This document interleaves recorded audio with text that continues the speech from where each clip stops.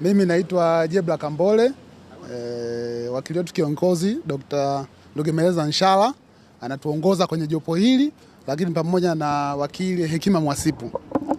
Tumekuja leo, ilikuwa kuja shauri kwa ajili ya kusikilizwa, na shauri tumeshindwa kusikiliza leo kwa sababu kuna mapingamizi kwenye kesi ya msingi kuhusiana na madai yaliyoletwa. Na mapingamizi ya kesi ya msingi yako jumla mapingamizi 9. Kwenye hilo swala la kesi ya msingi, mahakama imetusikiliza na imetoa mwongozo namna gani ya kusikiliza hayo mapingamizi ya msingi. Na mapingamizi ya msingi yamejikita kwenye uhalali wa shauri, kwenye uhalali walioleta malalamiko hapa mahakamani, lakini pia amejikita kwenye uwezo wa mahakama kusikiliza mashauri haya namna hii, lakini pia amejikita kwenye uhalali wa waleta maombi pamoja na nyaraka zenyewe walizozileta.